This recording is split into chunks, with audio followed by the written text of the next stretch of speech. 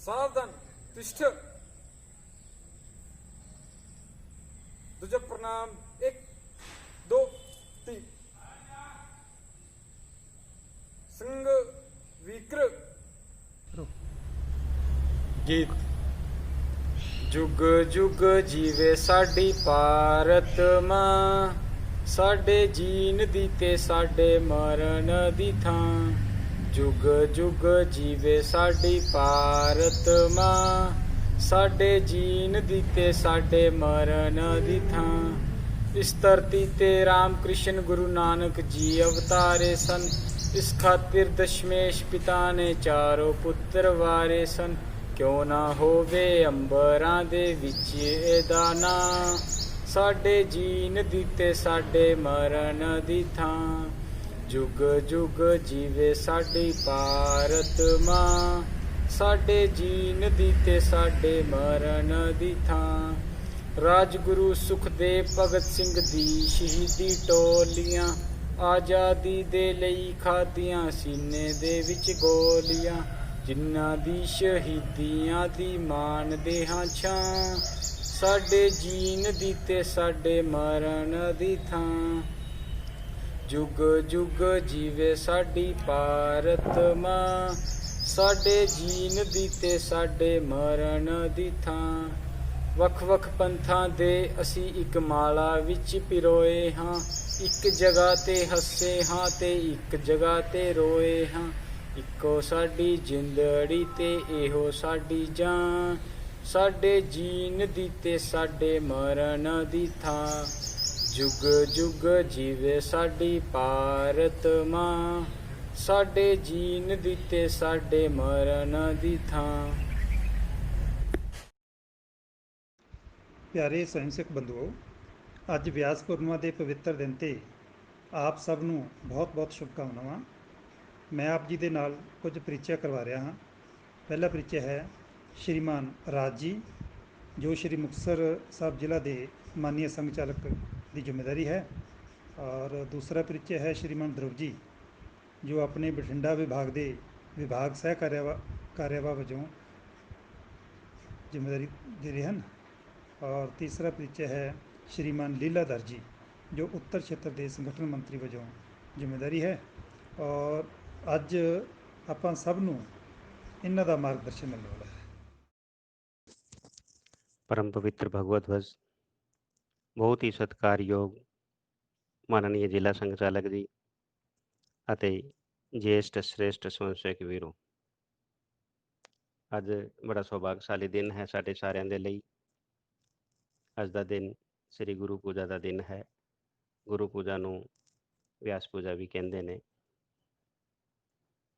ਹਰ ਇੱਕ ਵਿਅਕਤੀ ਦਾ, ਪਰਿਵਾਰ ਦਾ, ਸੰਸਥਾ ਦਾ ਕੋਈ ਨਾ ਕੋਈ ਗੁਰੂ ਹੁੰਦਾ ਹੈ। ਰਾਸ਼ਟਰੀ ਸਵੈਮ ਸੇਵਕ ਸੰਘ ਦੇ ਵਿੱਚ ਵੀ ਆਪਾਂ ਪਰਮ ਪਵਿੱਤਰ ਭਗਵਤ ਧਵਜ ਨੂੰ ਗੁਰੂ ਮੰਨਿਆ ਹੈ। ਪਰਮ ਪਵਿੱਤਰ ਭਗਵਤ ਧਵਜ ਨੂੰ ਗੁਰੂ ਇਸ ਲਈ ਮੰਨਿਆ ਕਿ ਇਹ ਆਪਣੀ ਭਾਰਤੀ ਸੰਸਕ੍ਰਿਤੀ ਦਾ ਰਾਸ਼ਟਰੀ ਚਿੰਨ੍ਹ ਹੈ। ਸੰਤਾਂ ਦਾ, ਸਮਾਜ ਦਾ, ਯੋਧਾਵਾਂ ਦਾ, ਵੀਰਾਂ ਦਾ ਇਹ ਤਿਆਗ ਦਾ ਪ੍ਰਤੀਕ ਹੈ। ਇਹਨਾਂ ਤੋਂ ਪ੍ਰੇਰਨਾ ਲੈ ਕੇ ਆਪਣੇ ਸਾਰੇ ਕੰਮ ਕਰਦੇ ਨੇ। ਪਰਮ ਪਵਿੱਤਰ ਭਗਵਤ ਧਵਜ ਦੇ ਦਰਸ਼ਨ ਮਾਤਰ ਦੇ ਨਾਲ ਸਾਰੇ ਕੰਮ ਸਿੱਧ ਹੁੰਦੇ ਹੈ। ਦੂਜਾ, ਕਿਸੇ ਵਿਅਕਤੀ ਨੂੰ ਗੁਰੂ ਇਸ ਲਈ ਵੀ ਨਹੀਂ ਮੰਨਿਆ ਕਿ ਵਿਅਕਤੀ ਨਾਸਵਾਨ ਹੈ। ਸੰਗਠਨ ਨੂੰ ਚਲਾਉਣ ਦੇ ਲਈ ਕਿਸੇ ਵਿਅਕਤੀ ਨੂੰ ਜਦੋਂ ਗੁਰੂ ਮੰਨਦੇ ਹਾਂ ਤਾਂ ਵਿਅਕਤੀ ਦੇ ਅੰਦਰ ਹੰਕਾਰ ਆ ਜਾਂਦਾ ਹੈ। ਉਹ ਪੈਸੇ ਦਾ ਹੰਕਾਰ ਵੀ ਹੋ ਸਕਦਾ ਹੈ, ਕਿਸੇ ਅਹੁਦੇ ਦਾ ਹੰਕਾਰ ਵੀ ਹੋ ਸਕਦਾ ਹੈ। ਇਸ ਲਈ ਸਾਰਾ ਵਿਚਾਰ ਵਿਮਰਸ਼ ਕਰਨ ਤੋਂ ਬਾਅਦ ਪਰਮ ਪਵਿੱਤਰ ਭਗਵਤ ਧਵਜ ਨੂੰ ਸੰਘ ਦੇ ਅੰਦਰ ਗੁਰੂ ਮੰਨਿਆ। ਗੁਰੂ ਪੂਜਾ ਨੂੰ ਅਸੀਂ ਸਮਰਪਣ ਦਾ ਦਿਨ ਕਹਿੰਦੇ ਹਾਂ, ਸੰਕਲਪ ਦਾ ਦਿਨ ਕਹਿੰਦੇ ਹਾਂ। ਇਹ ਕੇਵਲ ਫੁੱਲ ਚੜਾਉਣ ਦਾ ਦਿਨ ਨਹੀਂ ਹੁੰਦਾ, ਸਮਰਪਣ ਔਰ ਸੰਕਲਪ ਦਾ ਦਿਨ ਹੁੰਦਾ ਹੈ। ਜਦੋਂ ਭਗਵਾਨ ਰਾਮ ਆਪਣੇ ਗੁਰੂ ਜੀ ਦੇ ਕੋਲੋਂ ਸਿੱਖਿਆ ਪੂਰੀ ਕੀਤੀ ਤਾਂ ਗੁਰੂ ਜੀ ਨੇ ਆਖਿਰ ਦੇ ਵਿੱਚ ਉਹਨਾਂ ਨੂੰ ਕਿਹਾ ਸੀ ਕਿ ਮੇਰੇ ਕੋਲ ਜੋ ਕੁਛ ਸੀ ਉਹ ਤੈਨੂੰ ਦੇਤਾ। ਹੁਣ ਜਿਸ ਤਰ੍ਹਾਂ ਦੀ ਵੀ ਸਮਾਜ ਨੂੰ ਜ਼ਰੂਰਤ ਹੈ, ਇਸ ਸਿੱਖਿਆ ਦੇ ਰਾਹੀਂ ਉਸ ਸਮਾਜ ਨੂੰ ਖੜਾ ਕਰਨਾ, ਜਾਗਰੂਕ ਕਰਨਾ, ਉਸ ਨੂੰ ਚਲਾਉਣਾ, ਇਹ ਹੁਣ ਤੇਰਾ ਕੰਮ ਹੈ।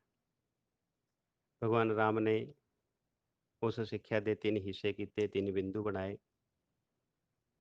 ਸਮਾਜ ਦੇ ਵਿੱਚ ਆਦਰਸ਼ ਸਥਾਪਿਤ ਕਰਨਾ, ਸਮਾਜ ਨੂੰ ਸੰਗਠਿਤ ਕਰਨਾ ਅਤੇ ਸਮਾਜ ਦੇ ਵਿੱਚ ਦੁਸ਼ਟ ਤਾਕਤਾਂ ਨੂੰ ਨਸ਼ਟ ਕਰਨਾ।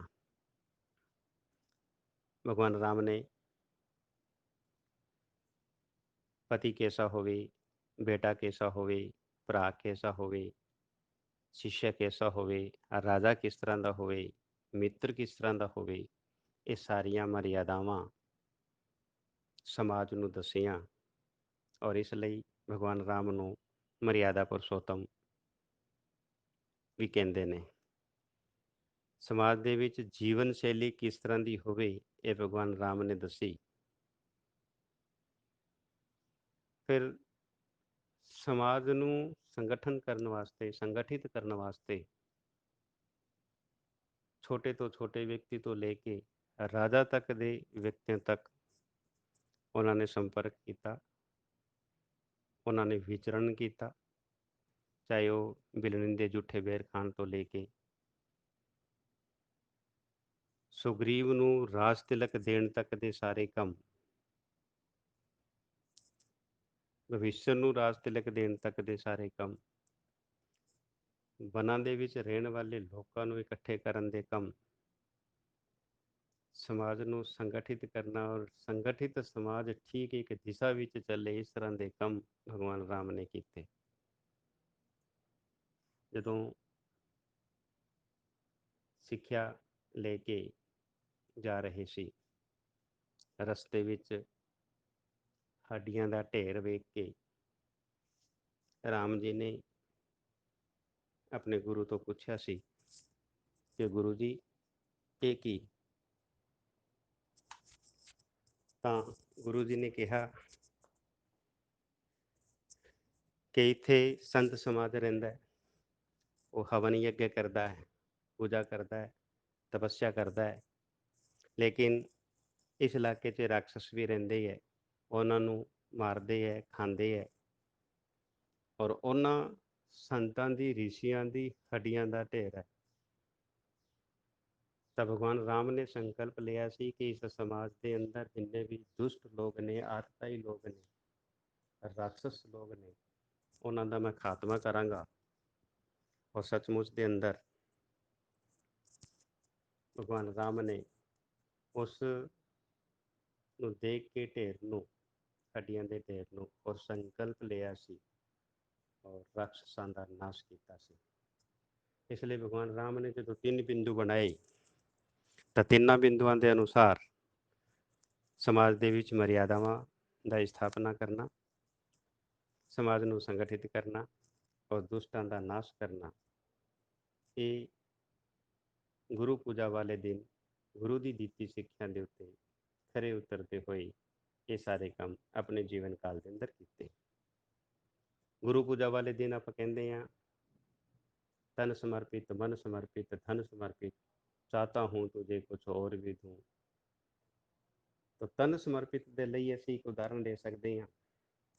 ਸਾਡੇ ਇਸ ਸਮਾਜ ਦੇ ਅੰਦਰ, ਪੰਜਾਬ ਦੇ ਅੰਦਰ ਹੀ ਉਦਾਹਰਨ ਹੈ ਸ੍ਰੀ ਗੁਰੂ ਗੋਬਿੰਦ ਸਿੰਘ ਜੀ ਦੀ 1699 ਦੇ ਅੰਦਰ ਖਾਲਸਾ ਪੰਥ ਦੀ ਸਥਾਪਨਾ ਅਨੰਦਪੁਰ ਵਿਖੇ ਕੀਤੀ। ਭਰੀ ਸਭਾ ਦੇ ਅੰਦਰ ਇੱਕ ਇੱਕ ਸੀਸ ਮੰਗਿਆ, ਕਰਮਵਾਰ 5 ਸੀਸ ਮੰਗੇ, ਇੱਕ ਇੱਕ ਸਿੱਸ਼ਿਆ ਖੜਾ ਹੋ ਕੇ ਆਇਆ, ਉਹਨਾਂ ਨੂੰ ਅੰਮ੍ਰਿਤ ਛਕਾਇਆ, ਪਿਆਰੇ ਸਜਾਏ ਔਰ ਉਸ ਤੋਂ ਬਾਅਦ ਗੁਰੂ ਗੋਬਿੰਦ ਸਿੰਘ ਜੀ ਨੇ ਸਵਯੰ ਉਹਨਾਂ 5 ਪਿਆਰਿਆਂ ਤੋਂ ਉਹਨਾਂ ਨੂੰ ਗੁਰੂ ਮੰਨ ਕੇ ਔਰ ਅੰਮ੍ਰਿਤ ਛਕਿਆ। ਜਦੋਂ ਅੰਮ੍ਰਿਤ ਛਕ ਲਿਆ ਤਾਂ ਦਇਆ ਰਾਮ ਨਾਮਕ ਸਿੱਸ਼ਿਆ ਨੇ ਕਿਹਾ ਕਿ ਗੋਬਿੰਦ, ਅਸੀਂ ਤਾਂ ਭਰੀ ਸਭਾ ਦੇ ਅੰਦਰ ਇੱਕ ਸੀਸ ਦੇ ਦਿੱਤਾ, ਜਦੋਂ ਤੁਸੀਂ ਅੰਮ੍ਰਿਤ ਛਕਿਆ ਤੇ ਤੁਸੀਂ ਕੀ ਦਿੱਤਾ?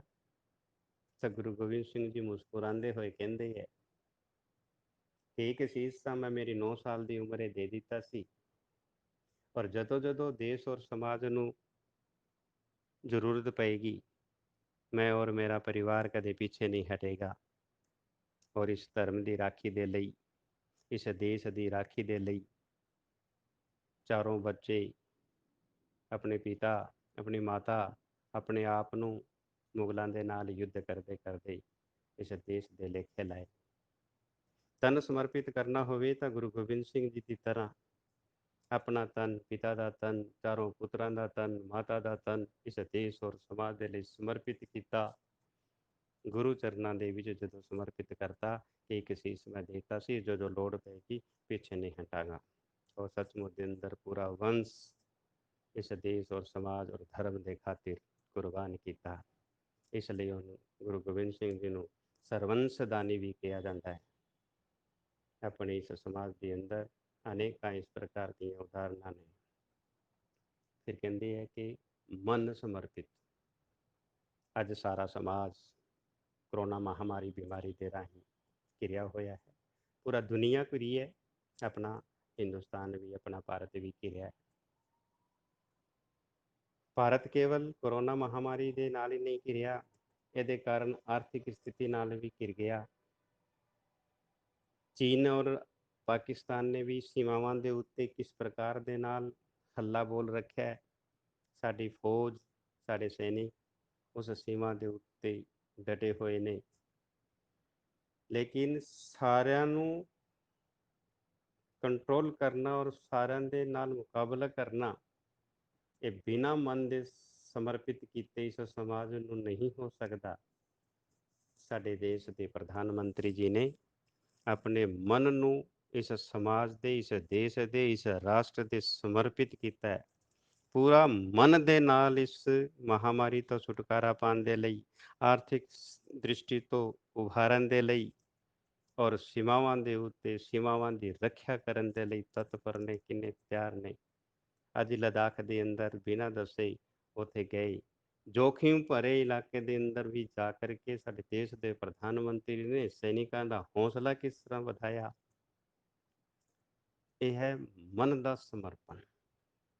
ਅਸੀਂ ਮਨ ਦੇ ਸਮਰਪਣ ਦੇ ਨਾਲ ਇਸ ਬਿਮਾਰੀ ਦਾ ਮੁਕਾਬਲਾ ਕਰ ਸਕਦੇ। 2 ਗਜ਼ ਦੀ ਦੂਰੀ ਦਾ ਜਿਹੜਾ ਦੱਸਿਆ ਹੈ, ਆਪ ਵੀ ਬਚੋ ਤੇ ਸਮਾਜ ਨੂੰ ਵੀ ਬਚਾਓ। ਕਿ ਜਿੰਨਾ ਦੇਰ ਤੱਕ ਮਨ ਨੂੰ ਸਮਰਪਣ ਨਹੀਂ ਕਰਾਂਗੇ, ਮਨ ਨਾਲ ਹੀ ਕੰਮ ਨਹੀਂ ਕਰਾਂਗੇ, ਉਨੀ ਦੇਰ ਤੱਕ ਛੁਟਕਾਰਾ ਨਹੀਂ ਮਿਲ ਸਕਦਾ। ਇਸ ਲਈ ਮਨ ਦੇ ਨਾਲ ਇਹ ਕੰਮ ਕਰਾਂਗੇ, ਮਨ ਨੂੰ ਸਮਰਪਣ ਕਰਾਂਗੇ, ਤਦ ਹੋਏਗਾ। ਆਰਥਿਕ ਦ੍ਰਿਸ਼ਟੀ ਨਾਲ ਕਹਿ ਸਕਦੇ ਹਾਂ ਕਿਆ ਕਿ ਅੱਜ ਚੀਨ ਨੇ ਸਾਡੇ ਉੱਤੇ ਕਿਸ ਤਰ੍ਹਾਂ ਦੇ ਹਮਲੇ ਕਰ ਰਹੇ, ਤਾਂ ਅਸੀਂ ਚੀਨੀ ਸਾਮਾਨ ਦਾ ਬਹਿਸ਼ਕਾਰ ਕਰਾਂਗੇ, ਅਸੀਂ ਸਵਦੇਸ਼ੀ ਨੂੰ ਅਪਣਾਵਾਂਗੇ। ਲੋਕਲ ਔਰ ਵੋਕਲ ਜਿਹੜੇ 2 ਸ਼ਬਦ ਕਹੇ ਹੈ, ਇਹਨਾਂ ਤੇ ਖਰੇ ਉਤਰਾਂਗੇ। ਕਿਆ ਸਾਡਾ ਵਿਗਿਆਨਿਕ ਇੰਨਾ ਸક્ષਮ ਨਹੀਂ ਹੈ ਕਿ ਇਸ ਦੇਸ਼ ਦੇ ਵਿੱਚ ਹਰ ਚੀਜ਼ ਬਣਾ ਸਕਦਾ ਹੈ? ਅਗਰ ਦੁਨੀਆ ਦੇ ਅੰਦਰ ਜਾ ਕਰਕੇ ਬਣਾ ਸਕਦਾ ਹੈ, ਤਾਂ ਸਾਡੇ ਦੇਸ਼ ਵਿੱਚ ਆ ਕੇ ਵੀ ਬਣਾ ਸਕਦਾ ਹੈ। ਅੱਜ ਸਾਡਾ ਨੌਜਵਾਨ ਇੰਜੀਨੀਅਰਿੰਗ ਕਰ ਰਿਹਾ, ਅਲੱਗ-ਅਲੱਗ ਪ੍ਰਕਾਰ ਦੇ ਪੜ੍ਹਾਈ ਕਰ ਰਿਹਾ, ਟੈਕਨੋਲੋਜੀ ਦੀ ਪੜ੍ਹਾਈ ਕਰ ਰਿਹਾ, ਤੇ ਕਿਆ ਅੱਜ ਦਾ ਨੌਜਵਾਨ ਇਸ ਦੇਸ਼ ਨੂੰ ਸਮਰਪਿਤ ਨਹੀਂ ਹੋ ਸਕਦਾ? ਸਮਰਪਿਤ ਹੋ ਸਕਦਾ ਹੈ। ਪ੍ਰੇਰਨਾ ਦੀ ਗੱਲ ਹੈ। ਨਰਿੰਦਰ ਮੋਦੀ ਜੀ ਦੇਸ਼ ਦੇ ਜਿਹੜੇ ਪ੍ਰਧਾਨ ਮੰਤਰੀ ਹੈ, ਉਹ ਨੌਜਵਾਨਾਂ ਦੇ ਪ੍ਰੇਰਨਾ ਦੇ ਸਰੋਤ ਨੇ, ਮਨ ਦੇ ਨਾਲ ਸਮਰਪਿਤ ਹੋਏ ਹੋਏ ਕਾਰਜਕਰਤਾ ਨੇ। ਔਰ ਇਸੇ ਤਰ੍ਹਾਂ ਅੱਜ ਸਮਾਜ ਦੇ ਵਿੱਚ ਨੌਜਵਾਨ ਵਰਗ ਵੀ ਮਨ ਦੇ ਨਾਲ, ਮਨ ਦੇ ਵਿੱਚ ਅਗਰ ਥਾਨ ਲੈਂਦਾ ਹੈ, ਤੈਅ ਕਰ ਲੈਂਦਾ ਹੈ, ਤਾਂ ਮੈਂ ਸਮਝਦਾ ਕਿ ਉਹ ਦੇਸ਼ ਦੀ ਸੇਵਾ ਬਹੁਤ ਅੱਛੇ ਢੰਗ ਨਾਲ ਕਰ ਸਕਦਾ ਹੈ। ਬਾਰਡਰ ਦੇ ਉੱਤੇ ਸਾਡੇ ਸੈਨਿਕ ਵੀਰ ਚੀਨ ਦਾ ਮੁਕਾਬਲਾ ਕਰ ਰਹੇ ਨੇ, ਲੇਕਿਨ ਵਿਦੇਸ਼ੀ ਕੰਪਨੀਆਂ, ਚੀਨੀ ਕੰਪਨੀਆਂ ਦਾ ਮੁਕਾਬਲਾ ਆਪਾਂ ਸਾਰਿਆਂ ਨੇ ਮਿਲ ਕੇ ਮਨ ਨੂੰ ਸਮਰਪਿਤ ਕਰਦੇ ਹੋਏ, ਮਾਨਸਿਕ ਤੌਰ 'ਤੇ ਤਿਆਰ ਹੁੰਦੇ ਹੋਏ ਇਸ ਸਮਾਜ ਨੂੰ ਤਿਆਰ ਕਰਨਾ ਔਰ ਸਵਦੇਸ਼ੀ ਅਪਣਾਉਣਾ, ਇਹ ਸਾਡਾ ਕੰਮ ਹੈ। ਤੀਸਰੀ ਗੱਲ ਆਉਂਦੀ ਹੈ ਧਨ ਦੇ ਸਮਰਪਣ ਦੀ। ਜਦੋਂ ਧਨ ਸਮਰਪਣ ਸ਼ਬਦ ਬੋਲਦੇ ਹਾਂ ਤਾਂ ਤੁਰੰਤ ਸਾਡਾ ਧਿਆਨ ਟੋਡਰਮਲ ਵੱਲ ਜਾਂਦਾ ਹੈ। ਜਦੋਂ ਗੁਰੂ ਗੋਬਿੰਦ ਸਿੰਘ ਜੀ ਦੇ 2 ਬੱਚੇ ਸਰਹੰਦ ਦੀ ਦੀਵਾਰ ਦੇ ਵਿੱਚ ਚੁਣਾਏ ਗਏ, ਸ਼ਹੀਦ ਹੋ ਗਏ, ਤਾਂ ਉਹਨਾਂ ਦੇ ਸੰਸਕਾਰ ਦੇ ਲਈ ਜਦੋਂ ਗਏ ਤਾਂ ਮੁਗਲਾਂ ਦੇ ਨਵਾਬ ਨੇ ਮਨਾ ਕਰਤਾ ਇਹ ਜ਼ਮੀਨ ਤਾਂ ਸਾਡੀ ਹੈ ਤੇ ਸੰਸਕਾਰ ਨਹੀਂ ਕਰ ਸਕਦੇ। ਅਗਰ ਸੰਸਕਾਰ ਕਰਨਾ ਹੈ ਤਾਂ ਇਸ ਨੂੰ ਖਰੀਦਣਾ ਪਏਗਾ। ਟੋਡਰਮਲ ਨੇ ਤੁਰੰਤ ਹਾਂ ਭਰੀ ਕਿ ਸਾਡੇ ਦੇਸ਼ ਸਾਡੇ ਧਰਮ ਦੇ ਖਾਤਰ ਛੋਟੇ ਛੋਟੇ ਬੱਚੇ ਸ਼ਹੀਦ ਹੋਏ ਨੇ, ਕੁਰਬਾਨ ਹੋਏ ਨੇ, ਉਹਨਾਂ ਦੇ ਸੰਸਕਾਰ ਦੇ ਲਈ ਜ਼ਮੀਨ ਨਹੀਂ ਖਰੀਦ ਸਕਦੇ ਕਿਆ? ਜਿੰਨੀ ਕਮਾਈ ਸੀ ਸਾਰਾ ਖਰੀਦਣ ਦੇ ਲਈ ਤਿਆਰ ਹੋ ਗਏ। ਨਵਾਬ ਨੇ ਕਿਹਾ ਕਿ ਸੋਨੇ ਦੀਆਂ ਸਰਫੀਆਂ ਮੋਹਰਾਂ ਇੱਥੇ ਵਿਛਾ ਦਿਓ, ਜਿੰਨੀ ਜ਼ਮੀਨ ਚਾਹੀਦੀ ਹੈ ਉਨੀ ਜ਼ਮੀਨ 'ਤੇ। ਔਰ ਟੋਡਰਮਲ ਜੀ ਨੇ ਉਹ ਜ਼ਮੀਨ ਦੇ ਉੱਤੇ ਜਦੋਂ ਮੋਹਰਾਂ ਵਿਛਾਈਆਂ, ਤੇ ਲਾਲਚ ਦੀ ਵੀ ਕੋਈ ਸੀਮਾ ਹੁੰਦੀ ਹੈ। ਨਵਾਬ ਲਾਲਚੀ ਹੋ ਗਿਆ ਕਿ ਅਗਰ ਇਹਨਾਂ ਕੋਲ ਇੰਨਾ ਤਾਂ ਹੋਰ ਵੀ ਮਿਲ ਸਕਦਾ ਹੈ, ਹੋਰ ਵੀ ਮੰਗਿਆ ਜਾ ਸਕਦਾ ਹੈ। ਔਰ ਟੋਡਰਮਲ ਨੂੰ ਕਿਹਾ ਕਿ ਖੜੀਆਂ ਮੋਹਰਾਂ ਚਾਹੀਦੀਆਂ, ਲੇਟਵੀਆਂ ਮੋਹਰਾਂ ਨਹੀਂ। ਔਰ ਟੋਡਰਮਲ ਜੀ ਨੇ ਖੜਵੀਆਂ ਮੋਹਰਾਂ ਚਿਣ ਕੇ ਔਰ ਜਿੰਨੀ ਜ਼ਮੀਨ ਚਾਹੀਦੀ ਸੀ ਸੰਸਕਾਰ ਵਾਸਤੇ ਉਨੀ ਜ਼ਮੀਨ ਲਈ ਸੀ।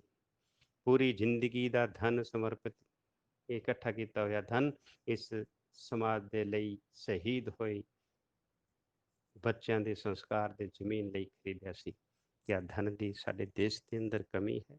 ਧਨ ਨੂੰ ਸਮਰਪਿਤ ਕਰਨ ਵਾਲਿਆਂ ਦੀ ਕੋਈ ਕਮੀ ਹੈ? ਜਦੋਂ ਜਦੋਂ ਵੀ ਦੇਸ਼ ਸਮਾਜ ਨੂੰ ਧਨ ਦੀ ਲੋੜ ਪਈ ਹੈ ਤਾਂ ਸਾਡੇ ਦਾਨੀ ਸੱਜਣ, ਸਾਡੇ ਇਸ ਪੰਜਾਬ ਦੇ ਵੀ, ਇਸ ਦੇਸ਼ ਦੇ ਵੀ ਦਾਨੀ ਸੱਜਣ ਕਦੇ ਮੂੰਹ ਨਹੀਂ ਮੋੜਿਆ, ਕਦੇ ਪਿੱਛੇ ਨਹੀਂ ਹਟੇ। ਉਸ ਤੋਂ ਬਾਅਦ ਕਹਿੰਦੇ ਹੈ ਕਿ ਤਨ ਸਮਰਪਿਤ, ਮਨ ਸਮਰਪਿਤ, धन समर्पित चाहता हूँ धरती माँ तुझे कुछ और भी दूँ ਦੇ ਵਿੱਚ ਆਉਂਦਾ ਹੈ ਕਿ ਜੀਵਨ ਸਮਰਪਿਤ ਕਰਨਾ। ਜੀਵਨ ਸਮਰਪਣ ਦੇ ਵਿੱਚ ਕਿਆ ਸਾਡੇ ਕੋਲ ਕੋਈ ਇਸ ਤਰ੍ਹਾਂ ਦੀ ਜੀਵਨ ਦੀ ਘਟਨਾ ਦੱਸ ਸਕਦਾ ਹੈ? ਹਾਂ, ਸਾਡਾ ਸਮਾਜ, ਸਾਡਾ ਇਤਿਹਾਸ ਜੀਵਨ ਨੂੰ ਸਮਰਪਣ ਕੀਤੇ ਹੋਏ ਭਰਿਆ ਪਿਆ ਹੈ। ਸਵਾਮੀ ਦਇਆਨੰਦ ਜੀ ਦਾ ਨਾਮ ਜਦੋਂ ਆਪਾਂ ਲੈਂਦੇ ਹਾਂ, ਸਵਾਮੀ ਬਿਰਜਾਨੰਦ ਜੀ ਨੇ, ਗੁਰੂ ਬਿਰਜਾਨੰਦ ਜੀ ਨੇ ਜਦੋਂ ਆਪਣੇ ਸਿੱਸ਼ਾਂ ਦੀ ਸਿੱਖਿਆ ਪੂਰੀ ਕਰਨ ਤੋਂ ਬਾਅਦ ਉਹਨਾਂ ਨੂੰ ਆਪਣੇ ਆਸ਼ਰਮ ਤੋਂ ਵਿਦਾ ਕਰਨ ਲੱਗੇ ਤਾਂ ਸਾਰੇ ਸਿੱਸ਼ਾਂ ਨੇ ਗੁਰੂ ਪੂਜਾ ਵਾਲੇ ਦਿਨ ਭੇਂਟਾਂ ਦੇਣੀਆਂ ਸ਼ੁਰੂ ਕੀਤੀਆਂ।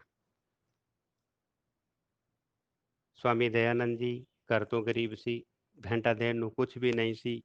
2 ਲੌਂਗ ਥਾਲੀ ਤੇ ਸਜਾ ਕੇ ਲਾਏ ਤਾਂ ਬਿਰਜਾਨੰਦ ਜੀ ਨੇ ਕਿਹਾ, ਦਇਆਨੰਦ ਤੂੰ ਕੀ ਲੈ ਕੇ ਆਇਆ? ਕਿਹਾ ਕਿ ਗੁਰੂ ਜੀ ਮੇਰੇ ਕੋਲ 2 ਲੌਂਗ ਸੀ, ਮੈਂ 2 ਲੌਂਗ ਲੈ ਕੇ ਆਇਆ। ਕਿ ਤੇਰੇ ਲੌਂਗ ਨਹੀਂ ਚਾਹੀਦੇ। ਮਾਯੂਸ ਹੋ ਗਏ ਦਇਆਨੰਦ ਜੋ ਲੌਂਗ ਨਹੀਂ ਚਾਹੀਦੇ ਸੁਣਨ ਤੇ। ਔਰ ਫਿਰ ਦੱਸਿਆ ਕਿ ਦਇਆਨੰਦ ਤੂੰ ਮਾਯੂਸ ਹੋਣ ਦੀ ਲੋੜ ਨਹੀਂ, ਤੂੰ ਬਹੁਤ ਕੁਝ ਦੇ ਸਕਦਾ ਹੈ। ਔਰ ਫਿਰ ਜਦੋਂ ਕਿਹਾ ਕਿ ਵਿਆਸ ਜੀ ਨੇ 4 ਵੇਦਾਂ ਦੀ ਜੋ ਪ੍ਰਚਾਰ ਪ੍ਰਸਾਰ ਕੀਤਾ ਸੀ, ਗਿਆਨ ਦਿੱਤਾ ਸੀ, ਇਸ ਜੀਵਨ ਸ਼ੈਲੀ ਜੀਣੀ ਕਿਸ ਤਰ੍ਹਾਂ ਦੀ ਹੈ ਇਹ ਉਸ ਵੇਦਾਂ ਦੇ ਰਾਹੀਂ ਦਿੱਤਾ ਸੀ। ਅੱਜ ਸਮਾਜ ਦੇ ਅੰਦਰ ਉਹ ਚਾਰੋਂ ਵੇਦ ਅਲੋਪ ਹੋ ਰਹੇ ਨੇ। ਅਤਿਆਚਾਰ ਵਧ ਰਿਹਾ ਇਸ ਹਿੰਦੁਸਤਾਨ ਦੇ ਉੱਤੇ, ਇਸ ਸਮਾਜ ਦੇ ਉੱਤੇ ਅਤਿਆਚਾਰ ਵਧ ਰਿਹਾ ਹੈ। ਭਾਰਤੀ ਸੰਸਕ੍ਰਿਤੀ, ਹਿੰਦੂ ਸੰਸਕ੍ਰਿਤੀ ਜਿਹੜੀ ਹੈ ਉਹ ਅਲੋਪ ਹੋ ਰਹੀ ਹੈ। ਤੋ ਇਸ ਸੰਸਕ੍ਰਿਤੀ ਨੂੰ ਬਚਾਉਣ ਦੇ ਲਈ, ਉਹਨਾਂ 4 ਵੇਦਾਂ ਨੂੰ ਬਚਾਉਣ ਦੇ ਲਈ ਆਪਣਾ ਜੀਵਨ ਸਮਰਪਿਤ ਕਰ। ਉਹ ਚਾਹੀਦਾ, ਤੇਰਾ ਜੀਵਨ ਚਾਹੀਦਾ ਹੈ। ਸਵਾਮੀ ਦਇਆਨੰਦ ਜੀ ਨੇ ਅਲੱਗ-ਅਲੱਗ ਜਗ੍ਹਾ ਤੇ ਮਠ ਸਥਾਪਿਤ ਕੀਤੇ ਵੇਦਾਂ ਦੀ ਰੱਖਿਆ ਦੇ ਲਈ। ਵੇਦਾਂ ਜਿਹੜੇ ਅਲੋਪ ਹੋ ਰਹੇ ਸੀ ਉਹ ਫਿਰ ਤੋਂ ਸੰਸਕਾਰ ਸਮਾਜ ਦੇ ਵਿੱਚ ਭਰਨ ਦੇ ਲਈ, ਵੇਦ ਪ੍ਰਚਾਰ ਦੇ ਲਈ ਨਿਕਲੇ। ਆਰੀਆ ਸਮਾਜ ਦੀ ਨੀਂਹ ਰੱਖੀ ਔਰ ਅੱਜ ਆਪਣੇ ਹੀ ਪੰਜਾਬ ਦੇ ਅੰਦਰ, ਕਰਤਾਰਪੁਰ ਦੇ ਅੰਦਰ ਵੇਦਾਂ ਦਾ ਗਿਆਨ ਵਾਸਤੇ ਮਠ ਹੈ। ਗੁਰਦਾਸਪੁਰ ਜ਼ਿਲ੍ਹੇ ਦੇ ਦੀਨਾਨਗਰ ਦੇ ਅੰਦਰ ਬਹੁਤ ਬੜਾ ਮਠ ਹੈ, ਸਕੂਲ ਚੱਲਦਾ ਹੈ, ਕਾਲਜ ਚੱਲਦਾ ਹੈ, ਗਊਸ਼ਾਲਾ ਚੱਲਦੀ ਹੈ। ਔਰ ਇਸ ਸੰਸਕ੍ਰਿਤੀ ਨੂੰ, ਇਸ ਦੇਸ਼ ਨੂੰ ਬਚਾਉਣ ਵਾਸਤੇ, ਉਹਨਾਂ ਵੇਦਾਂ ਨੂੰ ਬਚਾਉਣ ਵਾਸਤੇ ਸਵਾਮੀ ਦਇਆਨੰਦ ਜੀ ਨੇ ਆਪਣੇ ਜੀਵਨ ਨੂੰ ਜੋ ਸਮਰਪਿਤ ਕੀਤਾ ਸੀ ਉਹ ਅੱਜ ਉਹਨਾਂ ਦੀ ਦੇਣ ਭੁਲਾਈ ਨਹੀਂ ਜਾ ਸਕਦੀ। ਸਮਾਜ ਵਾਸਤੇ ਆਪਣੇ ਜੀਵਨ ਨੂੰ ਗੁਰੂ ਦੇ ਚਰਨਾਂ 'ਚ ਭੇਂਟ ਕਰਨਾ, ਜੋ ਗੁਰੂ ਨੇ ਕਿਹਾ ਉਹ ਕਰਨਾ, ਜੋ ਸਿੱਖਿਆ ਦਿੱਤੀ ਹੈ ਉਹ ਕਰਨਾ। ਰਾਸ਼ਟਰੀ ਸਵੈਮ ਸੇਵਕ ਸੰਘ ਦੇ ਅੰਦਰ ਵੀ ਆਪਾਂ ਇਸ ਤਰ੍ਹਾਂ ਦੇ ਕੰਮ ਕਰਦੇ ਹਾਂ। ਸੰਘ ਨੇ ਕਿਹਾ ਸੰਘ ਕੁਝ ਨਹੀਂ ਕਰੇਗਾ, स्वयं सेवक सब कुछ करेगा। संघ कुछ नहीं करेगा, स्वयं सेवक सब कुछ करेगा। मतलब क्या है? ਜਦੋਂ ਇਸ ਦਾ ਮਤਲਬ ਸੰਘ ਦੀ ਟੋਲੀ ਨੇ ਸਵੈਮ ਸੇਵਕਾਂ ਨੂੰ ਸਮਝਾਇਆ ਔਰ ਇਹ ਕਿਹਾ ਕਿ ਜਦੋਂ ਕੋਈ ਸੰਤ ਬਣਦਾ ਹੈ ਵਿਅਕਤੀ ਤਾਂ ਉਹ ਆਪਣਾ ਨਾਮ ਬਦਲ ਲੈਂਦਾ ਹੈ। ਤਾਂ ਸੰਘ ਦਾ ਸਵੈਮ ਸੇਵਕ ਜਿਹੜਾ ਹੈ, ਸਵੈਮ ਸੇਵਕ ਜਦੋਂ ਬਣਦਾ ਹੈ ਤਾਂ ਆਪਣਾ ਨਾਮ ਬਦਲਦਾ ਹੈ।